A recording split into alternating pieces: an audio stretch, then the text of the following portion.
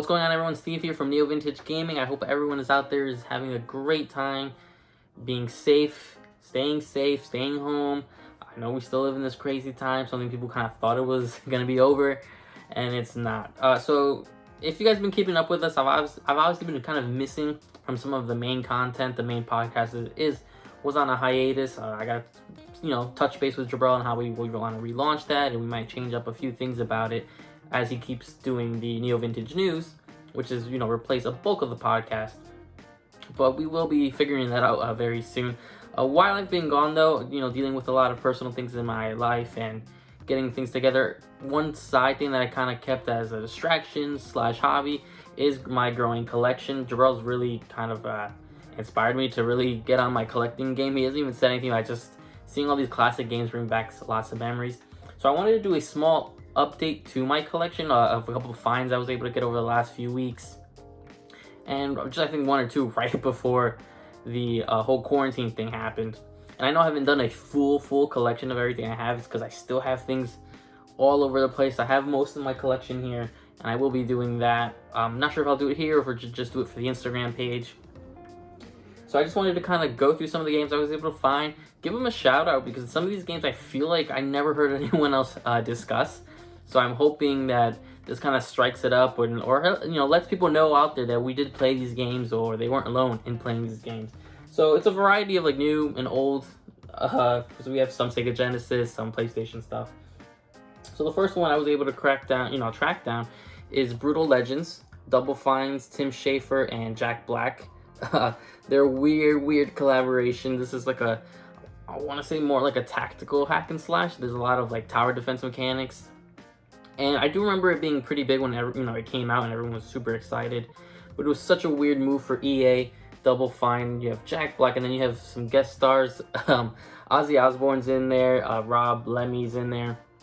And it's super cool, and I've been dying to replay this for a while. I was actually able to find it autographed by Tim Schafer. I believe it's Tim Schafer. I see a T-S-C-H. So I believe that's Tim Schafer who actually autographed it. To whoever his name was Mark. So Mark out there in the big wide world, thanks for that. I would always keep anything I ever get autographed, no matter who it's by. I was able to find it in good condition, booklet and everything. So really excited to have this join the family here of these weird games.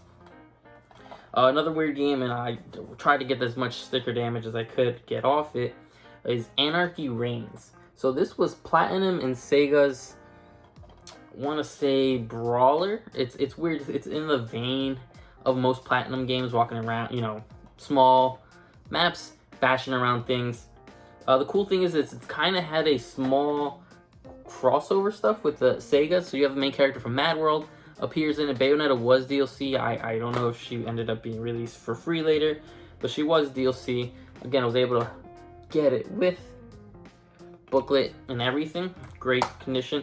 I've always really liked this game. I always like the soundtrack. It's very like crazy rock rap. I don't really know what that genre is called, but it's super cool. It's super heavy gauge. Again, the game is not the greatest. It does get very stale, and this was very much when Platinum was just making tons of games. They were doing Transformers, Korra, this. Platinum was just everywhere, doing a bunch of random projects. So it's really cool, and I do want to do a gameplay for this. I do want to do it with Jabril, because I don't know if he's seen this game, heard the game. I feel like he'd like that style because just how obtuse it is. And I'm going to be hopefully having some of that gameplay and stuff like that right here in the corner for you guys, so you can guys get a small look at what some of these games are. That way, if they pique your interest. Moving right along, one that's new, just because I've had a hard time tracking it down, was The World Ends With You for Nintendo Switch. This is obviously the final remix that they put to Switch after it came to iOS and iPads and then Android devices. Then they finally ported the iOS version. So everyone's aware, they did port the single screen version to the Switch, which works pretty well. It is a little sloppy and hard to play. It's actually the best to play by taking both Joy-Cons out and just holding it like a tablet, which sucks, but it's an interesting aspect. And obviously I was super excited when they announced like the anime. I was hoping it was more going to be a sequel, because I do still have my DS version of this game. Obviously Square Enix loves these kind of styled characters, and I feel like this is a a game that's just kind of been shut out. I know most people know about it, but I feel like it's been kind of shut out, even though we have a few cameos in Kingdom Hearts and stuff. I feel like that game and that world and those characters have a lot more to explore. So I was super happy to be able to track this down. It was just hard. It was super hard to track this down for some reason. It was going for some places 80, some places it just had it in stock. Luckily, I was able to grab it for about 25 bucks at BestBuy.com. So big shout out to Wario64 on Twitter, who was able to tweet that was available. Now the next one is a Suda51 and Grasshopper game. A game I've been looking for, I want to say forever. I want to say it was like about 3 years, because I did want it in good condition. And that's Shadow of the Dam. Grasshopper and Suda51 and EA is a third-person, think maybe Resident Evil style game with a talking gun. There's a lot of, it's a trip to hell, and there's all these weird aesthetics. Think like a modern twisted thriller of Dante's Inferno, but not like so spiritual and stuff like that. Wisecracking gun. The characters are really interesting. And this is a game that I missed when it came out, and it's always kind of been in the back of my mind, and I really, really wanted it. And it's pretty difficult to find. I know the Xbox 360 version is even more difficult to find because I believe it's backwards. Luckily, I do have my PS3 hooked up, so once I was able to find it in this great condition, no damaged box, I was finding it with coffee stains and all these crazy things. So I was able to get this very cheap. I love that I was able to snag that, so I can't wait to play that, because that over-the-shoulder Resident Evil style really suits it. Now, these are new additions, and it's also kind of sad because it is going to be my last Vita game. So I did finally get my, Twin Breaker Sacred Symbols Adventure. So I did get the PS4, and I get the PS Vita as well. Vita lives. It's just sad that this is probably my last Vita game, so I will probably be keeping the Vita one sealed forever. One day I'd love to get like Colin and Krista like autographed, and Barry as well, Barry Johnson over there at Lily Mo Games. I'd love to get all three of them to autograph that. So I probably will eventually end up opening the PS4 version just for the goodies. As you guys saw on a gameplay I did when this game launched a few months ago, it's a classic brick breaking game with a really interesting, well-written story by Colin Moriarty.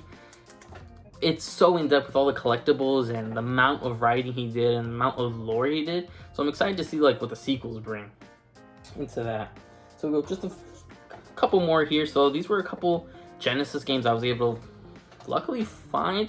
I wasn't really looking for them. They kind of came to me, and I was like, I thought I'd pick them up. So we have classic Konami listing an Animaniacs game.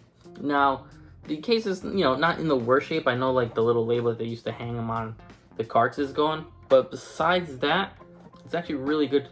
I have to get Jabral to look over the carts, because he's really way more into like if they're original carts and stuff. I mean, it says Konami assembled in Mexico.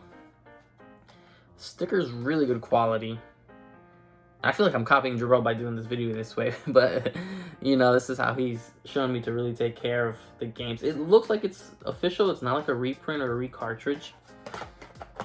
But I'm gonna have Jabral check that out just in case. Now, when I had this game, but I did not have it in complete collection. Sonic the Hedgehog 3. I don't know if I really have to talk about Sonic 3, guys. It's, the pinnacle of Sonic game. This, 2, and Sonic and Knuckles are really just that trilogy of Sonic games. And the first one has its due respect. But I was super excited to be able to get it with the box, with the manual, with the game, though it does have sort of that black fade that some Genesis games did get. But at least I do know it's the original cartridge. I might swipe out the other cartridge I have, which I think might be in better condition, just to keep it all together. But yeah, clips, everything in there, nice and solid. It's actually probably one of my better Genesis games in my collection from a physical standpoint. So the last game I was able to get pre-Corona time. Well, I did get this recently, but pre-Corona time, Jabral did take me to a adult bar / arcade in the area, and playing that, he unlocked the memory for me, and there was Primal Rage. Now, Primal Rage is not the greatest fighter, but it's a fighting game where you get to play as dinosaurs, and I completely forgot this game existed until we went to that arcade, and it was just me and him were playing it, and I was just like, This game's not the greatest, but man, did it bring so many memories. It was cool to have the graphics, the way the sounds were, and all that kind of stuff. And I was like, I gotta get this. So super happy I was able to get that. I think it was Time Warner Interactive, 1994. So that was the last one I've been able to really kind of, grab and add to my collection. As my collection grows, I'm working my way backwards actually. So I did a lot of things like PS4 that I wanted to find. Then I did PS3, 360. So I'm working backwards. I know Jabral's working in the other way. So it'll be interesting when we kind of meet in the middle. Because anytime he finds something I want, we'll trade, swap, sell it to each other, whatever we got to do to complete our collections. So it's interesting we're going that direction. So that'll be super exciting to see when we get our collection. And one day, I mean, I'd love to get like an office and have both of our collections just there. It'd be super exciting to see just like the amount of history we have, not really quality or quantity, just the amount of history we can go through different genres and stuff like that. So guys, that's all my little sort of collection update. I'm not sure what I'm going to call this video, but my collection update, again, I think some really cool games I was able to find, some ones I've been looking for a long time, and ones I don't feel like people really heard, like Anarchy Reigns. I never really heard too many people talk about it. Animaniacs on Genesis, obviously there is the fan base there, The World Ends With You, but Shadows of the Damned is one many people forget that Suda and Grasshopper did, because they don't cross over too much anymore, or they do, and it's weird the way they do it, but this was like a big EA published AAA, Suda 51 and Grasshopper. These were huge guys and companies to work with, and the game is very good, and it sucks that it's not available anywhere. It was never released on PC, it's still not on EA, Origin, it's not on the markets. I don't believe you can even buy it on the 360 market, which is weird, or the Xbox One market, which is weird because when they usually do backwards, they give it to you. So I was super excited and happy I was able to just get that in a physical condition and a great condition. So small gameplay of that will probably be coming out soon. Anarchy Reigns, I hopefully can record with Jabral soon because I really want to see his reaction to that game. So it'll be exciting to get all that together for you guys. So thank you guys so much for tuning in for my small collection update. And until next time, take care.